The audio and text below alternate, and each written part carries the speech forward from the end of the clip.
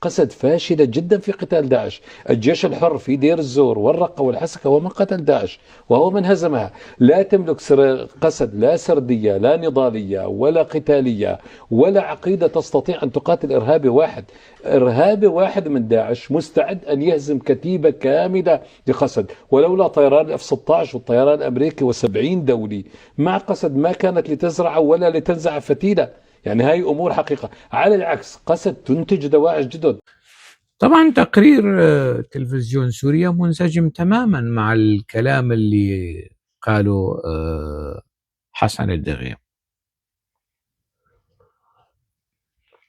على أنه شو قسد لم تحارب التنظيم، الجيش الحر قاتل تنظيم داعش الإرهابي في الرقة ودير الزور، وهو ليست قسد الجيش الحر.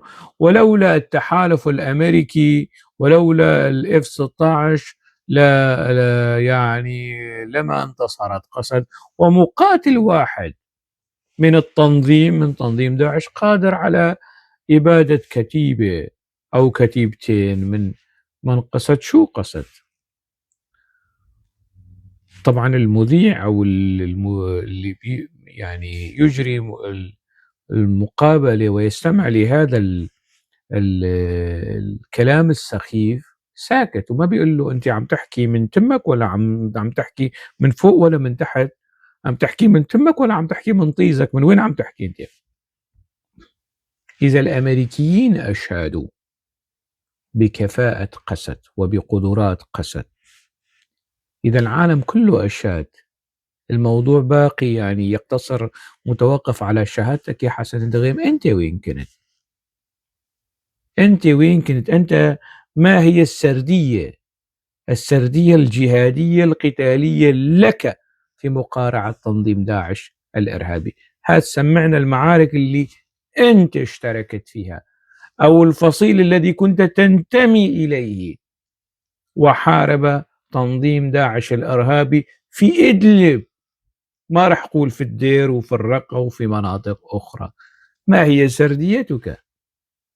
سرديتك معروفة، الطوبة للتركي وتوجيه المقاتلين السوريين لكي يقاتلوا لصالح الجيش التركي كمرتزقة في ليبيا وأذربيجان، ورواتب ومكافآت هؤلاء المقاتلين المرتزقة التي وضعها أبو عمشة يده عليها أنت شريك فيها، بحكم أنك كنت جزء من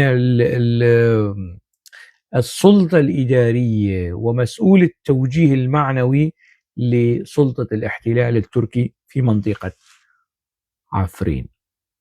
طبعا لن أتحدث عن الكلام الذي كنت تقوله لأبو محمد الجولاني على أنه مجهول النسب وأنه كذا وضابط مخابرات وكل هالقصص هي. لا حياء. يعني لنا في التراث الكردي مقولة دارجة، يعني لا أعلم المعادل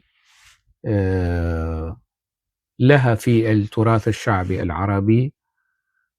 تقول هذه الأمثولة أنه بصق أحدهم في وجه ضفدع فسخر منه الضفدع وقال هيهات، مياه المستنقعات والجداول والأنهار لم تجعلني أشعر بالخجل، فهل بصقتك ستجعلني أشعر بالحياء والخجل؟ طبعا حال الإعلام السوري وحال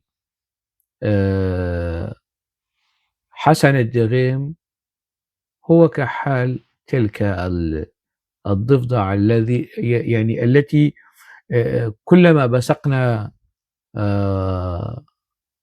في وجهها سخطا واشمئزازا وقرفا ازدادت فرحا وسخرية ورقصا على أنه هيهات أن تبللني مسقطك، مياه المستنقعات والأنهار لا تشعلني لا تشعرني بالحياء والبلل، فما عساها بصقتك فاعلة.